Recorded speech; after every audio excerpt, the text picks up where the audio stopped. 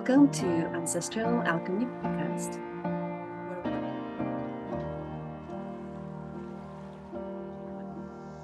Each episode features an inspiring interview with a practitioner, coach, or medicine man who share their journey and the tools they use to feel stronger, wiser, and more connected. In this podcast, we talk about ancient wisdom that can help us heal the collective trauma and explore how it can be applied in modern living to create harmonious life for ourselves and future generations.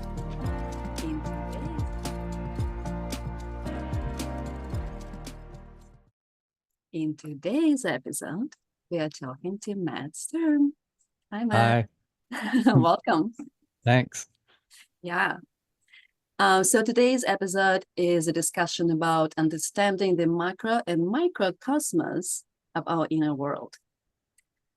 So let me introduce Matt to you. Matt Sturm is a guide for transformational experiences. Matt runs the Living Kosmos Integral Mystery School, focusing on the evolution of consciousness at the intersection of science and spirituality. Matt is the author of The Organic Masculine, which is a workbook to connect with the life-affirming masculinity available to us all. You can learn more about Matt's work on livingkosmos.com. Welcome. Thank you. Great to be here. Totally. Yeah. Congratulations on your book and on launching Thanks. your podcast, Living Cosmos. Thank you. Yeah, I loved, I really got into listening to your first episode and loved how you structured all the paradigms. And I would love to start from talking about the worldview paradigms you described in your Living Cosmos podcast and why you decided to do that first. Sure. Okay. So why I decided to do that first is the lens that we use to interpret the world and ourselves filters our whole reality. And so by looking at our worldview, we can actually understand what is the framework that I'm using to interpret everything. That way we can all get on the same page. So we all know where we're starting from and we all know what we're talking about together. The other reason why I started with that is that it's a really big passion of mine. And in all of the other subjects that I go into, I want to reference it. I want to go back and say, okay, so this paradigm looks at it this way and this paradigm looks at it this way. So that's why. Now, the worldview is, it includes our identity, how I know myself. It includes my beliefs, my values. It includes my morality. It includes the cultural understandings that I have, so language, and how I make sense of the world, the purpose, the meaning that I have is baked into my worldview. So we all have one. It's unavoidable, right? Usually it's not conscious, meaning usually it's the lens that we look through and not the thing that we look at. So kind of like the fish who swim in water and they don't know that they're in water. We all have a worldview that we just naturally use and we kind of think, well, that's how things are. That's how it is. But our own interpretation makes a big difference in what we engage in and what the world is. So when we look at a worldview, yeah, go ahead. Would you give us a couple examples so to bring Yeah. clarity to this? Sure. So there are many different worldviews, but I like to use some really basic ones that come through integral theory. So this author, Ken Wilber, at some point, like 30 years ago, sat down with as many developmental models as he could get his hands on. And he put them all across from each other. And he was like, wow, there is a common developmental pathway that we all seem to go through. So we all start at the archaic level. That's the language. So I'm going to use the integral language. Archaic means when you were born and at the beginning of human civilization, we're just kind of in undifferentiated immersion into reality. There's no sense of out there separate from in here. It's just the very basic rudiments of our consciousness. So we all start there. And then we enter into the next level, which is called magical tribal.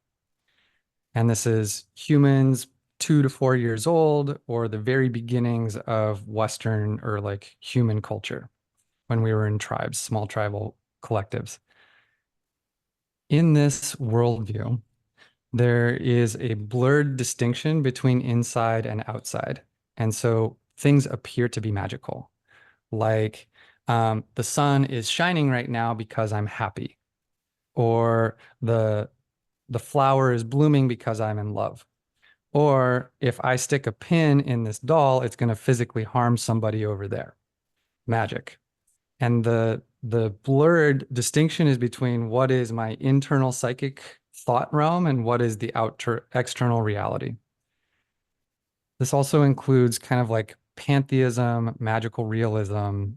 And so it's a phase that all humans will naturally get to. And then if they continue through healthy development, will move through eventually. So we all lived through it, and all of our ancestry had it at some point in the past. The next one, so that's magical tribal, the next one is called the mythic traditional worldview. So in this worldview, we now ascribe to myths. There are these stories. They are usually handed down from some either deity or absolute reality or world leader, and they give us the one truth. We have access to this one truth. It's codified in our myths. And our myths tell us our place in the world. They explain who we are, what we're here to do, what salvation looks like, and how to be moral. And the traditional part is that the myths are passed down through tradition. Sometimes it's oral and sometimes it's written. Sometimes it's codified into rules. Sometimes it comes through religion.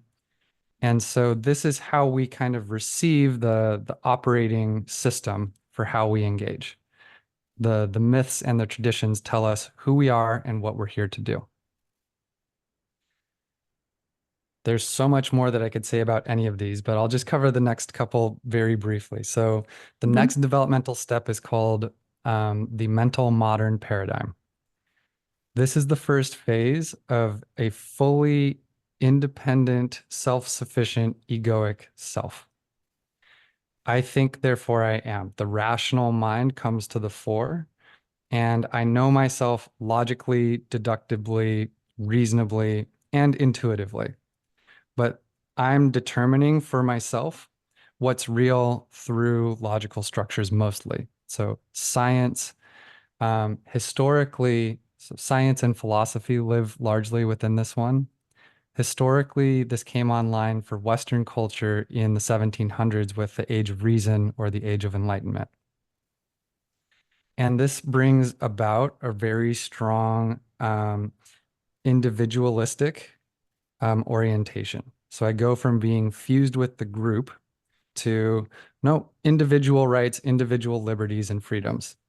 And in this worldview, morality is a set of universal principles.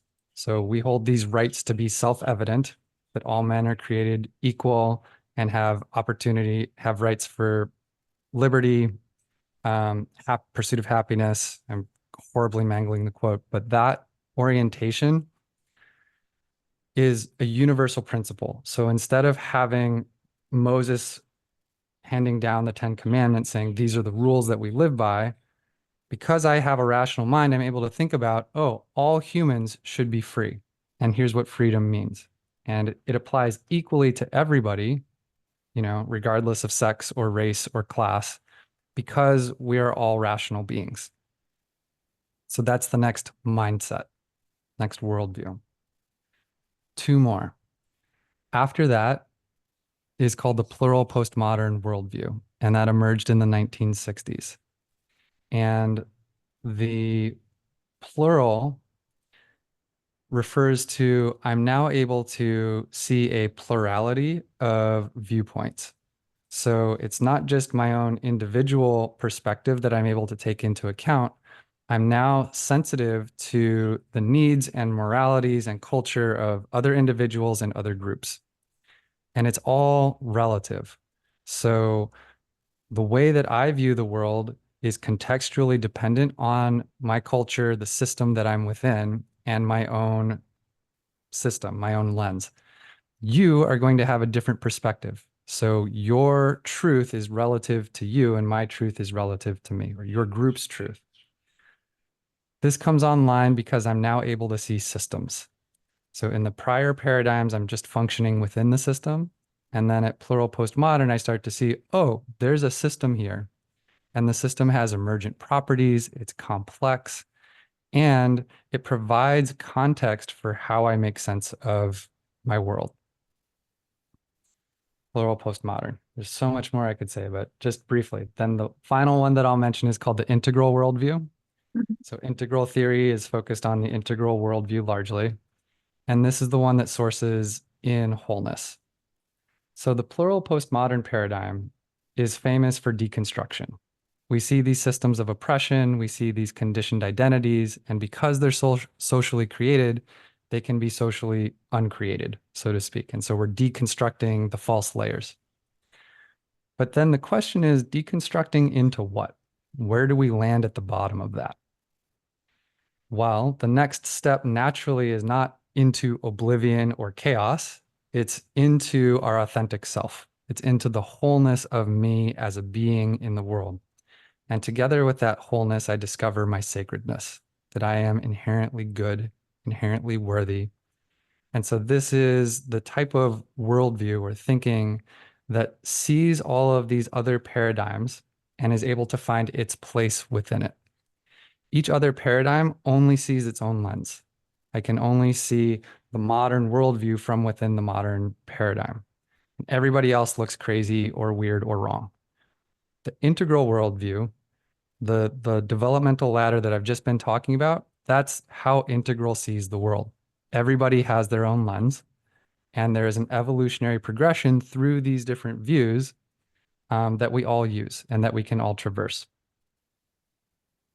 Thank you so much for creating a very clear structure of understanding that just sets the foundation for all of that. That's amazing. And there's so many ways of explaining it, and your way is very clear.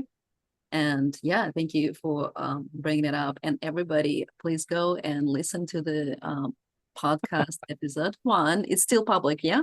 Open? Yeah, totally. Here you go. Yeah, it's a lot of beautiful information, and you can hear Matt talk for what, 2 hours? It's beautiful. 1 hour. Yeah. We'll go into more detail around it. Yep. Definitely more detail. I love how every time it's like there's so much more I can talk about it. And thank you for still putting into the format of a podcast.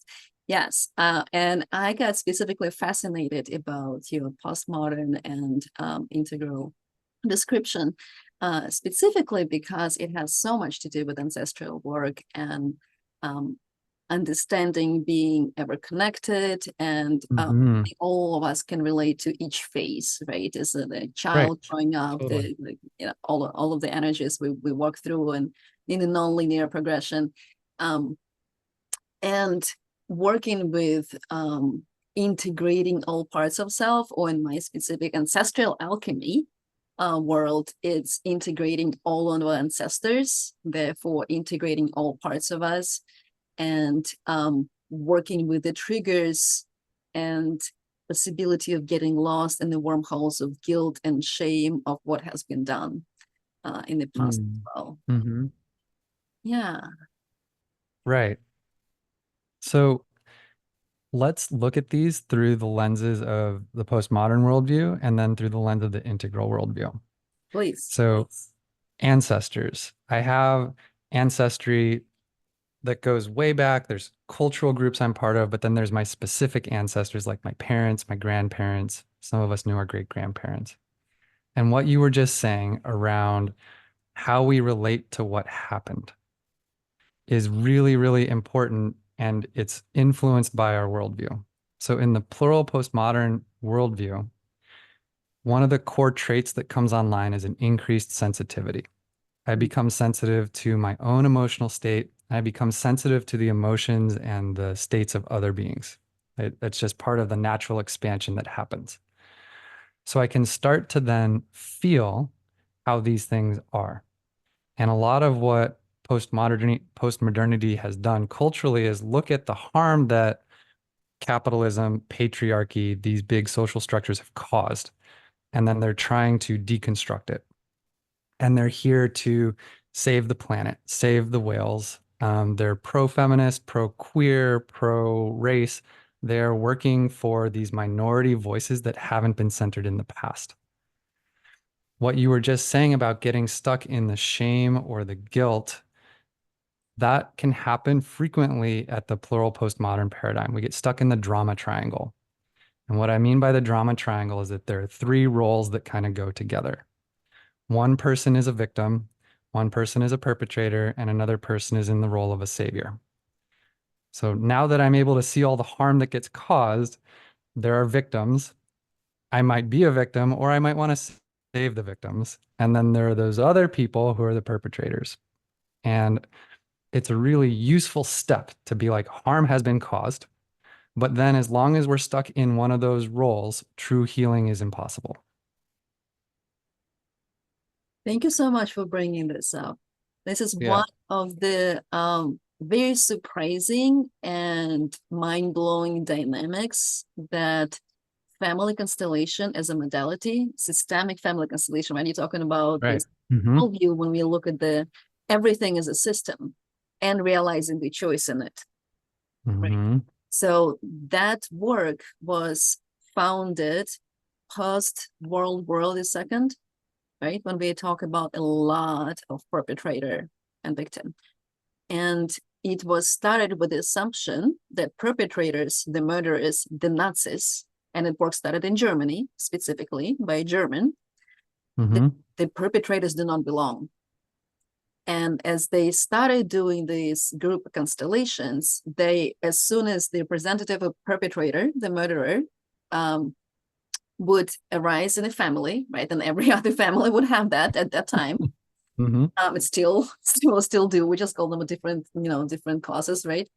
And they would ask the perpetrator to leave the room, and then they would try to find the resolution for the psyche within the system without the perpetrators, right? So we're talking about Okay.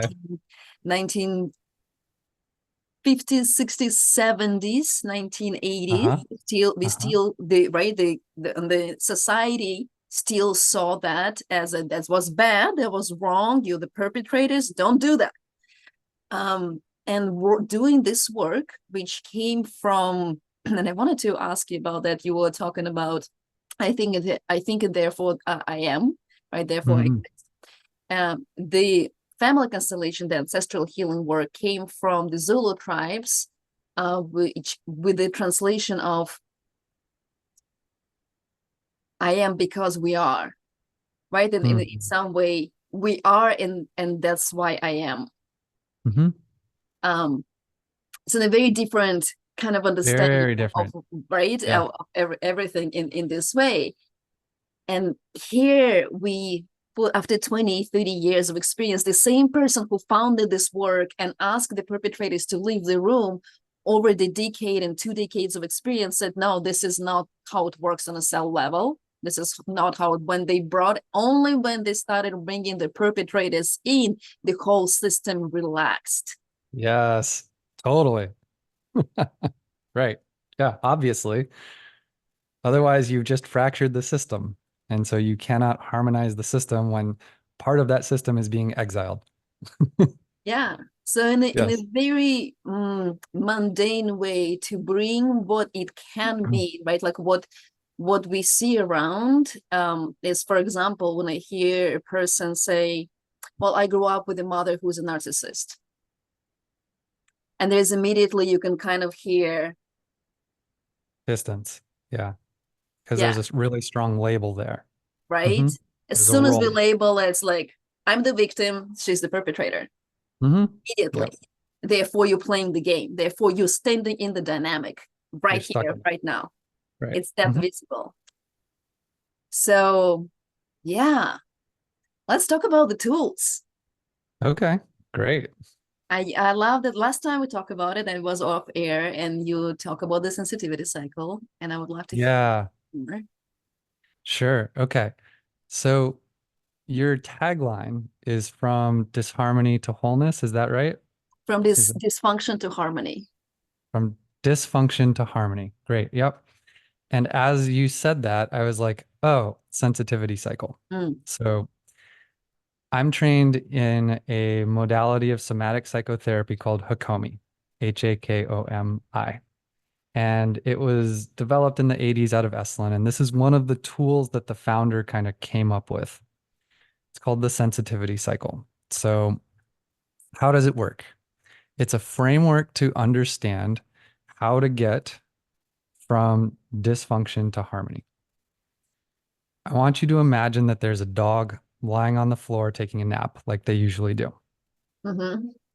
So the first phase, the original phase, is relaxation.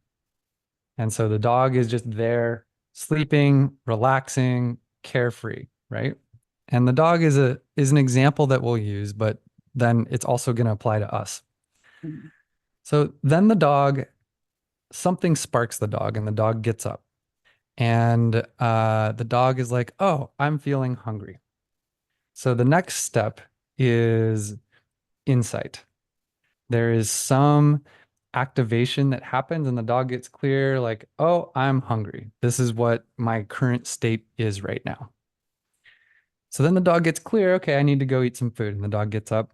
So the next stage is action. The dog gets up, walks across the room to the food bowl, and begins to eat. He takes an action which is inappropriate to the insight which just came through. The dog eats until the dog is full, and then the dog stops eating, is satisfied. So that's step number 3 is satisfaction. We do whatever action we need to take until that's enough.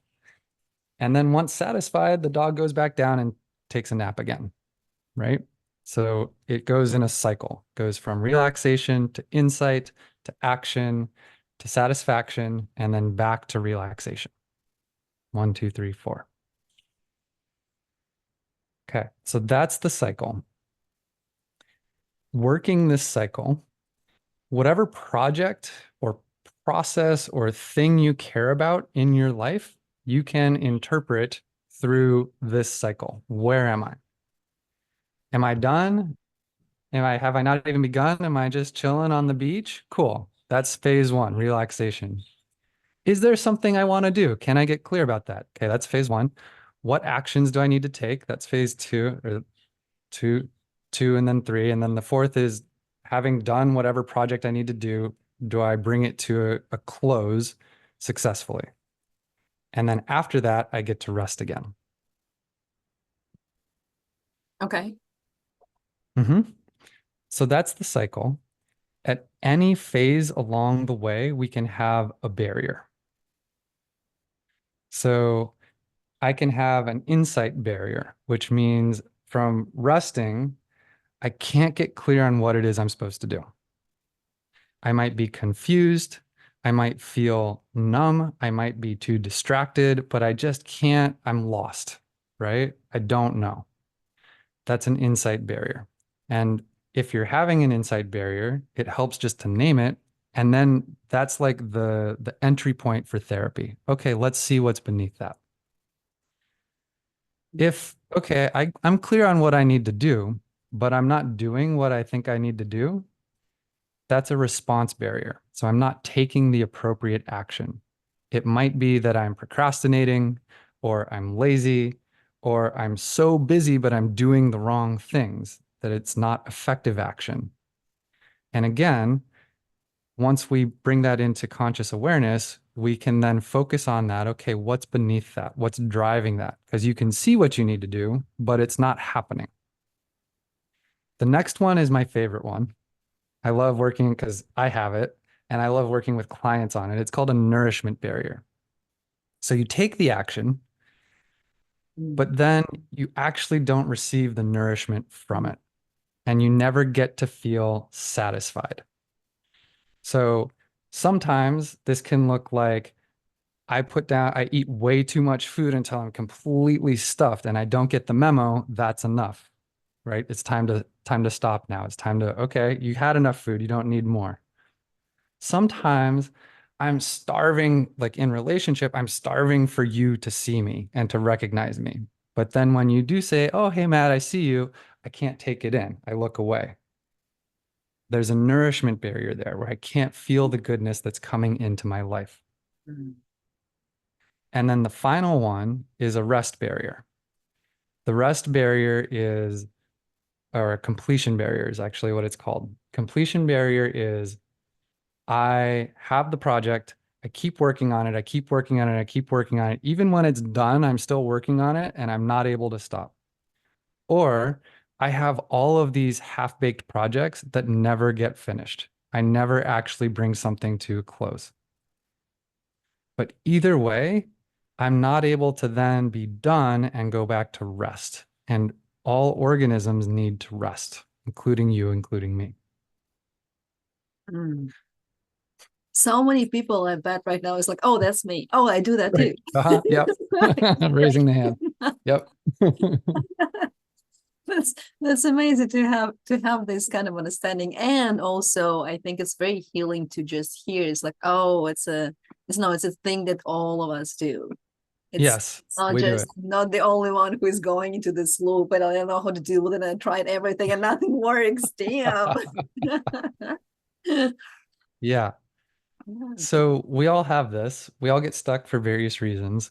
But the positive side, so we can look at it from a therapy lens, which is what I often do, of where are you stuck? But we can also use this into how can I harmonize more in my life? Meaning it's called the sensitivity cycle because you go through the cycle once, you loop it through, and it kind of takes care of like the most pressing thing in your world right now. And then once you get back to relaxation, you go, okay, box number one checked. What's next? And then you go through the cycle on number two, and then you go through it in number three, and it's like you're in this spiral that keeps getting closer and closer and closer into the core of you. And so you're becoming ever more sensitive to your needs and your desires and your purpose.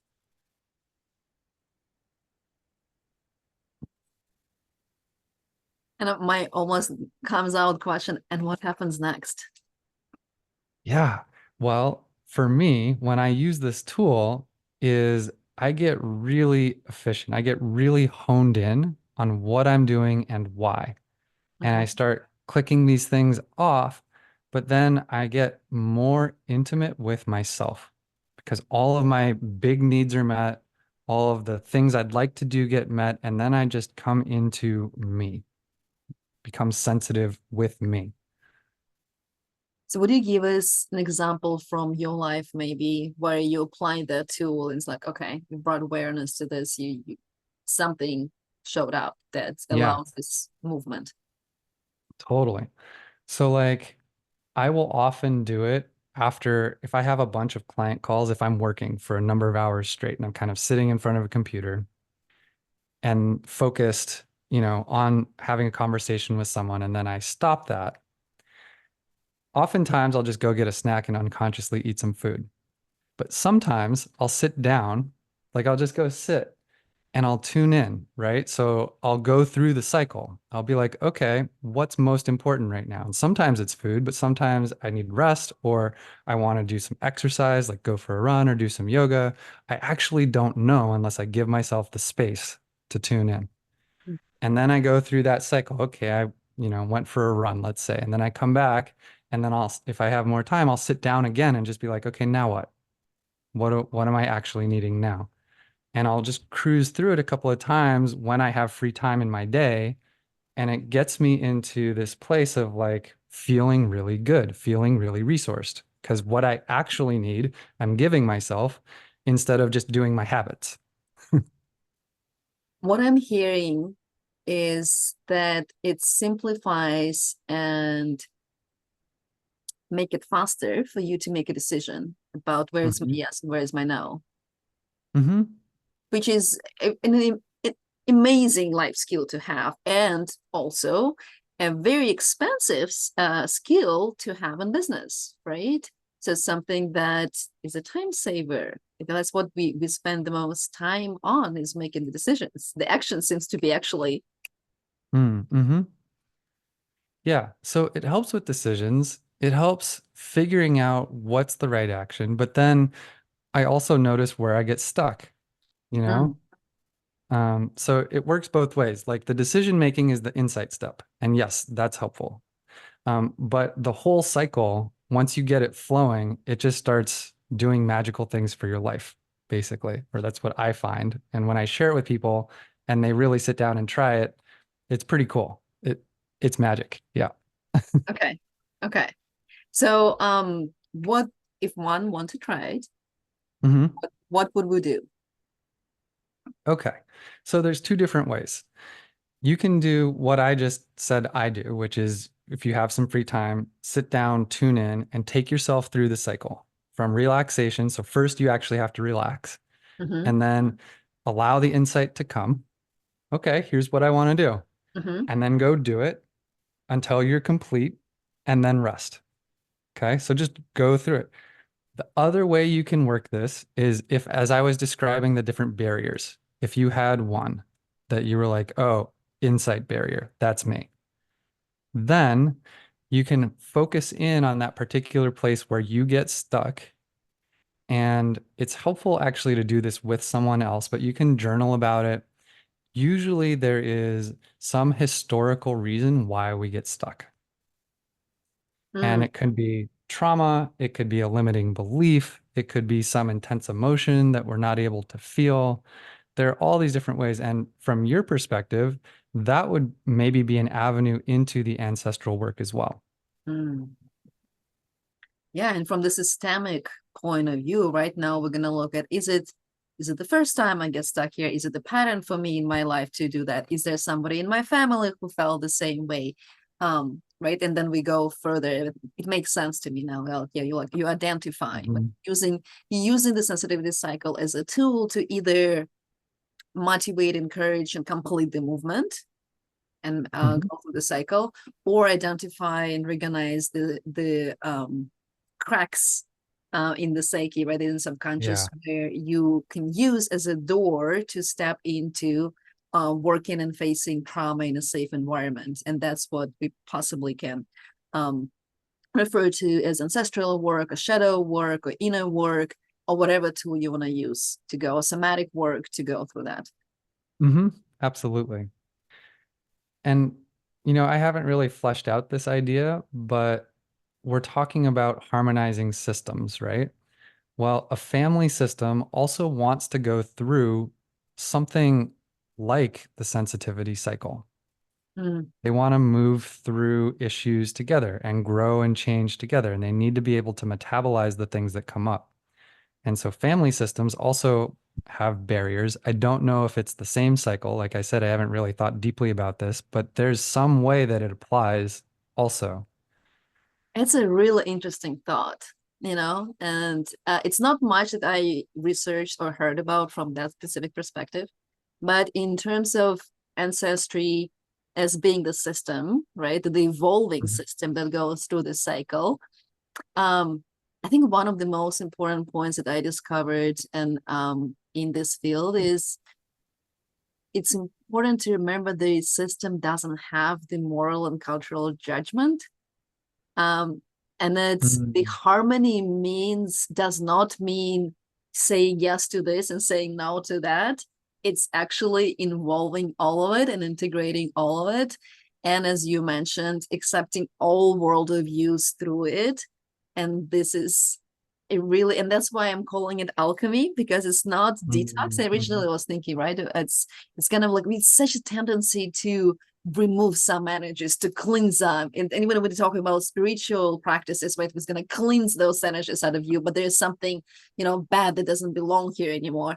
But when we are talking about it from integral worldview and Mhm. looking at it from multi-generational and ancestral healing, I think it's very, very important to bring awareness to that. It's not removing, it's just transforming and harmonizing, which is maybe sometimes just tuning up and finding the right place. And actually, a lot of times, finding the right place the purpose. Everything has a purpose. Everything belongs. Everything has its Mm-hmm. own point and necessary. And that's why we see such a movement right now towards, personal brands and finding the uniqueness in every gift and offering the uniqueness and enriching the harmony in the orchestra of life. Yes. So I like that you brought it back to integral. So whereas the postmodern view looks at systems, the integral view sees process. Mm. And the process, what I mean by that is whatever is happening right now, that's the process. Yeah. And so when we're going through the sensitivity cycle, that's movement and change. And what we care about is how is that change happening? That's the process. And that view includes the system. It also includes the structure, it includes the component parts, you and me, if we're looking at a family system. But it cares about how are we moving and growing and evolving together. It's the evolution that matters. Yep. Mm-hmm.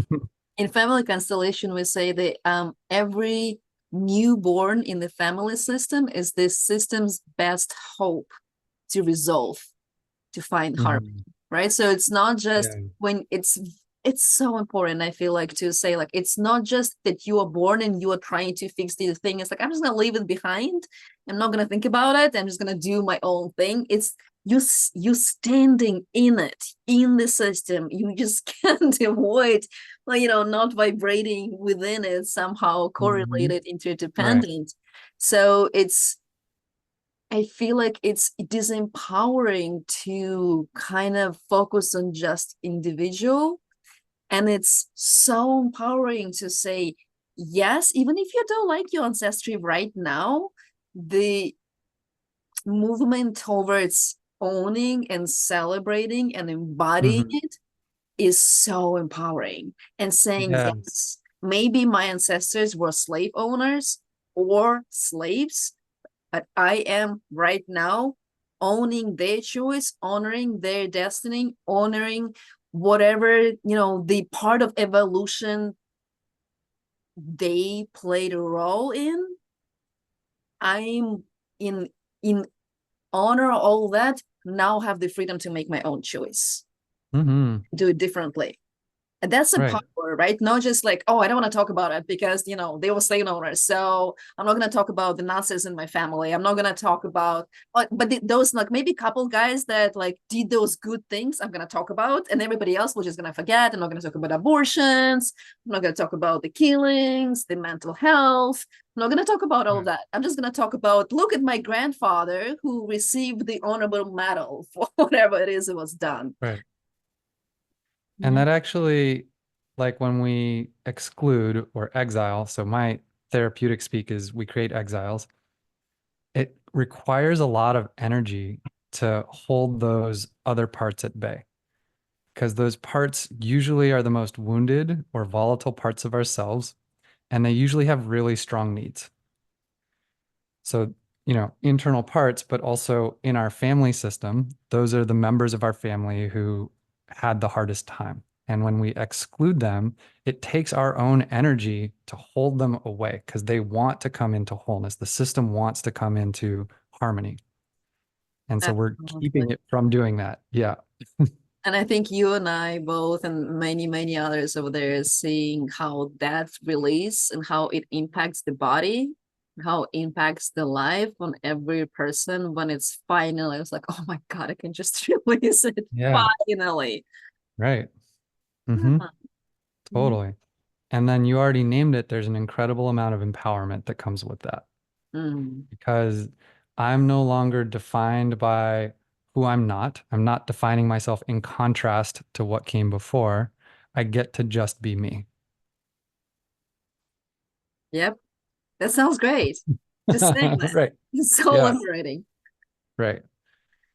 And I think that's a lot, what's what people are craving right now. Their search for it, right? Search for authenticity, search for being me. But I think it's important also to say that the what we provide are the tools, not the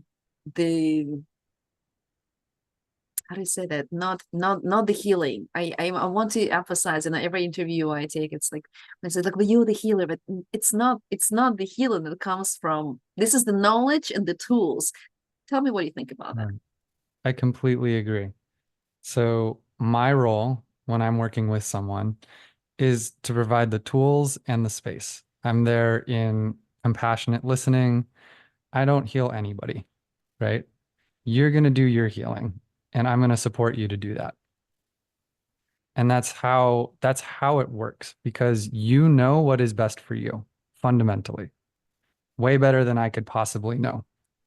And there is an innate wisdom inside each of us that knows how to go through the healing process and to land us into wholeness, into harmony. Yep. Thank you so much. And Yeah.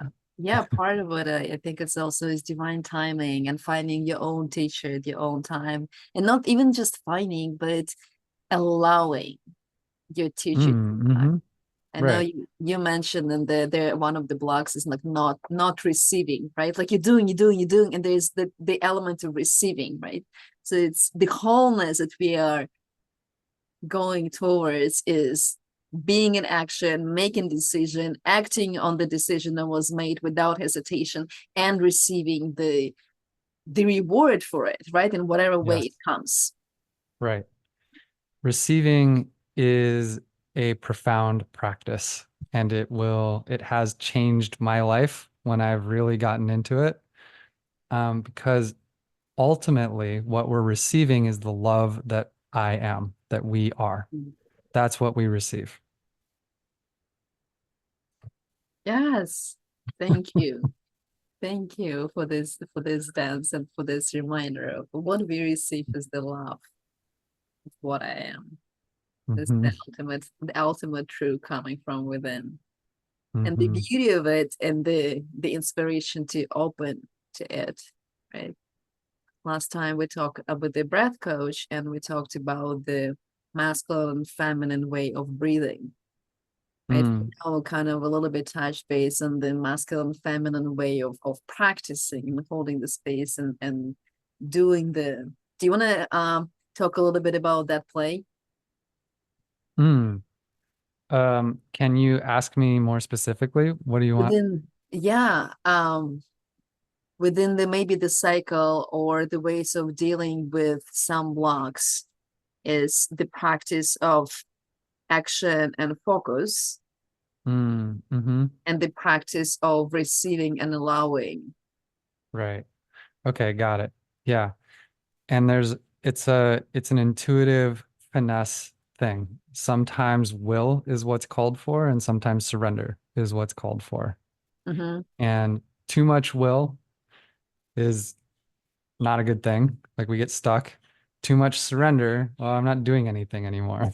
So there's an interplay. And I love that you're linking it with the breath, the inhale and the exhale. That's how life moves, is through expansion and contraction.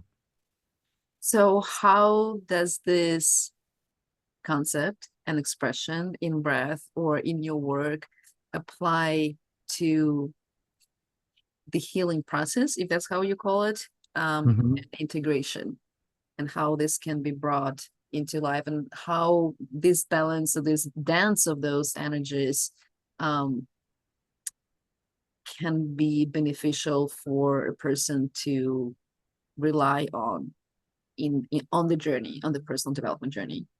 Sure.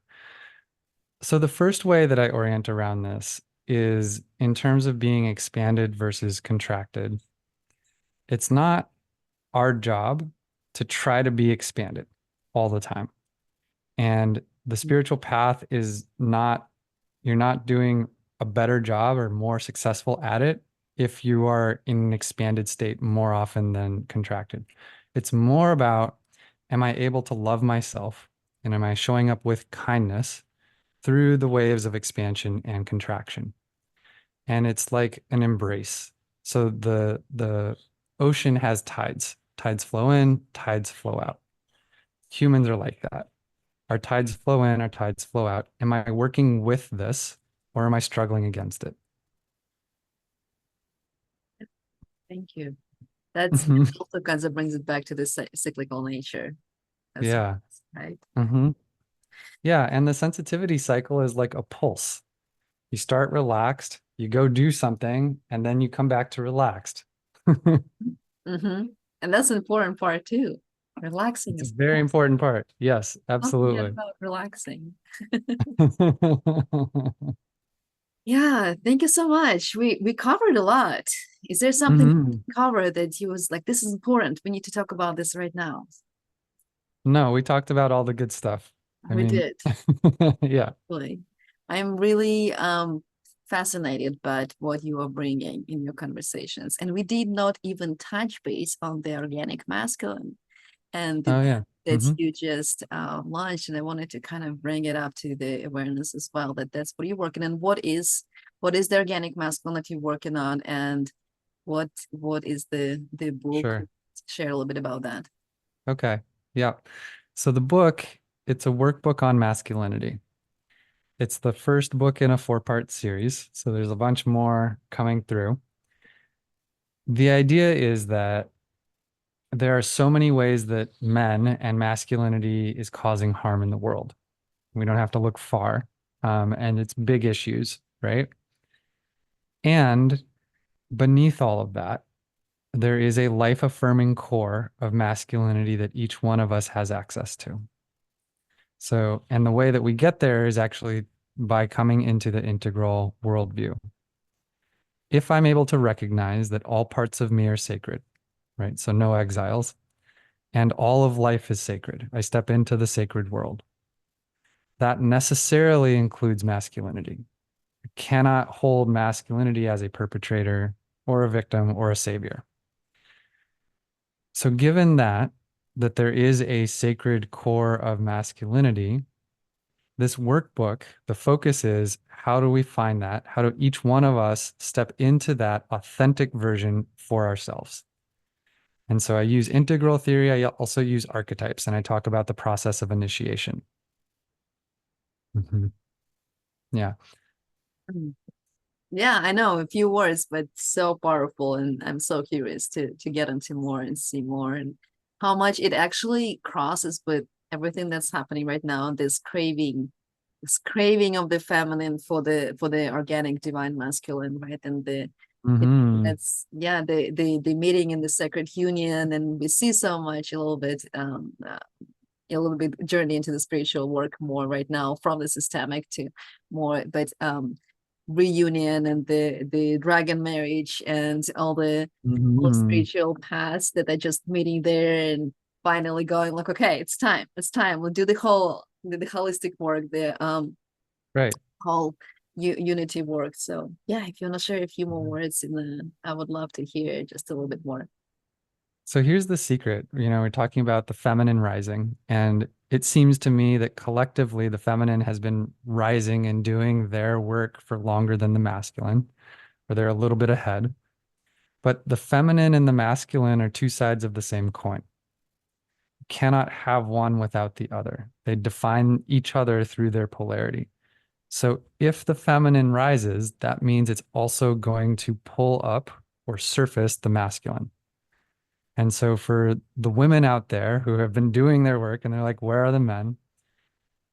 Or vice versa, the men out there who've been doing their work, where are the women? To the extent that I step into the organic, meaning life affirming, masculine or feminine, that is naturally going to magnetize the polar opposite of that into my life. Those people, those experiences will show up. They have to because of where I'm living myself from. And so my job is just to work on me. And once I get into a decent place with my masculine as like a male identified person, then I can start working on my inner feminine and vice versa. Yeah, totally. I confirm that. It's what he said. Yeah, right? Definitely. All right. So if you are interested in learning more about what Matt works on, we're gonna refer them where? We're gonna refer them to livingcosmos.com.